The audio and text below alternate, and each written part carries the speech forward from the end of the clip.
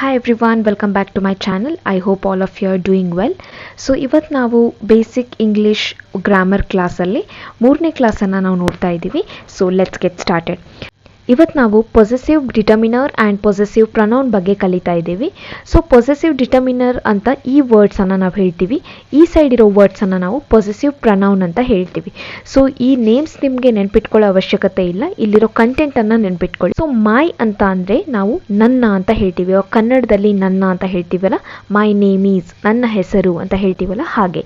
So my ಅಂದರೆ ನನ್ನ ಅಂತ ಅರ್ಥ, ಯೋರ್ ಅಂದರೆ ನಿನ್ನ, ಆರ್ ಅಂದರೆ ನಮ್ಮ ಅಂತ ಅರ್ಥ, ಹೀಸ್ ಅಂದರೆ ಅವನ, ಹರ್ ಅಂದರೆ ಅವಳ, ದೇರ್ ಅಂದರೆ ಅವರ, ಇಟ್ಸ್ ಅಂದರೆ ಇದರ. ಸೊ ಎಕ್ಸಾಂಪಲ್ಸ್ ನೋಡಿ ಇದಕ್ಕೆ. ಮೈ ಅಂತ ಹೇಳಿದರೆ it's my pen. So it's my pen, ಇದು ನನ್ನ ಪೆನ್. ಇಟ್ಸ್ ಯೋರ್ ಡ್ರೆಸ್, ಇದು ನಿನ್ನ ಡ್ರೆಸ್. ಶಿ ಈಸ್ ಆ ಟೀಚರ್, ಇದನ್ನು ನಾವು ಆರ್ ಅಂತಾನೂ ಹೇಳ್ಬೋದು ಅಥವಾ ಅವರ್ ಅಂತಾನೂ ಹೇಳ್ಬೋದು. She is our teacher. This is his pen, ಇದು ಅವನ ಪೆನ್. ದ್ಯಾಟ್ ಈಸ್ ಹರ್ ಪೆನ್, ಅದು ಅವಳ ಪೆನ್. ಇಟ್ಸ್ ದೇರ್ ಹೌಸ್, ಇದು ಅವರ ಮನೆ. It's their house.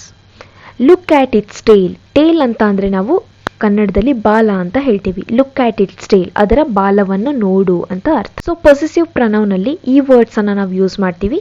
Main, yours, ours, his, hers, theirs and its. So ಈ ಥರ ಇರೋ ವರ್ಡ್ಸನ್ನು ನಾವು ಯಾವಾಗ ಯೂಸ್ ಮಾಡ್ತಾ ಇರ್ತೀವಿ ಆವಾಗ ಆ ವರ್ಡ್ ಆದಮೇಲೆ ಯಾವುದೇ ಥರದ ನೌನ್ ಬರಬಾರ್ದು. ಸೊ ಈ ಎಕ್ಸಾಂಪಲ್ಗೂ ಮತ್ತು ಈ ಎಕ್ಸಾಂಪಲ್ಗೂ ಏನು ಡಿಫ್ರೆನ್ಸ್ ಇದೆ ಅಂತ ಹೇಳ್ತೀನಿ. ಇಟ್ಸ್ ಮೈ ಪೆನ್ ಅಂದರೆ ಇದು ನನ್ನ ಪೆನ್.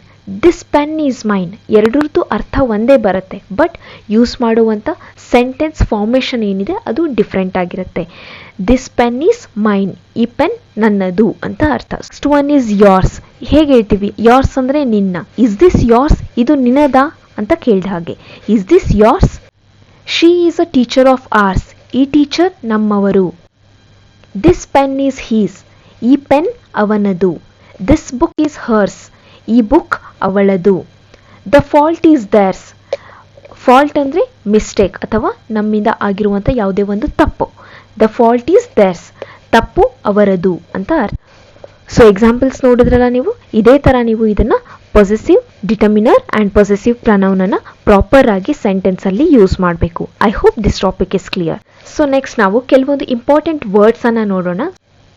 ಈ ಇಂಪಾರ್ಟೆಂಟ್ ವರ್ಡ್ಸನ್ನು ನೀವು ಡೈಲಿ ಲೈಫಲ್ಲಿ ಯೂಸ್ ಮಾಡುವಂಥದ್ದು ಆ್ಯಂಡ್ ಅದು ಫ್ರೀಕ್ವೆಂಟ್ ಆಗಿ ಯೂಸ್ ಮಾಡುವಂಥ ವರ್ಡ್ಸ್. ಓನ್ಲಿ ಅಂದರೆ ಕೇವಲ ಅಂತ ಅರ್ಥ. ಸೊ ಎಕ್ಸಾಂಪಲ್ನಲ್ಲಿ ಹೇಗೆ ಯೂಸ್ ಮಾಡ್ಬೋದು? This is the only way, ಇದೇ ಒಂದು ದಾರಿ ಅಂತ ಅರ್ಥ. ಎಲೋನ್, ಎಲೋನ್ ಅಂದರೆ ಒಬ್ಬನೇ ಅಥವಾ ಒಬ್ಬಳೆ. ಸೊ ಹೇಗೆ ಯೂಸ್ ಮಾಡ್ಬೋದು? ಲೀವ್ ಮೀ ಎಲೋನ್, ನನ್ನನ್ನು ಒಬ್ಬಳೆ ಬಿಟ್ಟುಬಿಡಿ.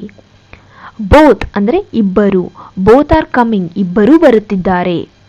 ಜಸ್ಟ್ ಅಂತ ಅಂದರೆ ಸದ್ಯದಲ್ಲಿ ಅಥವಾ ಸದ್ಯ. ಹಿ ಹ್ಯಾಸ್ ಜಸ್ಟ್ ಅರೈವ್ಡ್, ಅವನು ಈಗ ಸದ್ಯ ಬಂದಿದ್ದಾನೆ ಅಥವಾ ಮುಟ್ಟಿದ್ದಾನೆ, ತಲುಪಿದ್ದಾನೆ ಅಂತ ಹೇಳ್ತೀವಲ್ಲ ಹಾಗೆ. ಸ್ಟಿಲ್ ಅಂತಂದರೆ ಇವಾಗಲೂ ಸಹ. ಐ ಆಮ್ ಸ್ಟಿಲ್ ಹಂಗ್ರಿ, ನಾನು ಇವಾಗಲೂ ಸಹ ಹಸಿದಿದ್ದೇನೆ. ಲೇಟರ್ ಅಂದರೆ ನಂತರ. Will talk to you later, ನಾನು ಆಮೇಲೆ ಮಾತಾಡ್ತೇನೆ. ವಿತ್ ಅಂದರೆ ಜೊತೆಗೆ ಅಂತ ಅರ್ಥ. ಐಲ್ ಗೋ ವಿತ್ ಹರ್, ನಾನು ಅವಳ ಜೊತೆಗೆ ಹೋಗುತ್ತೇನೆ.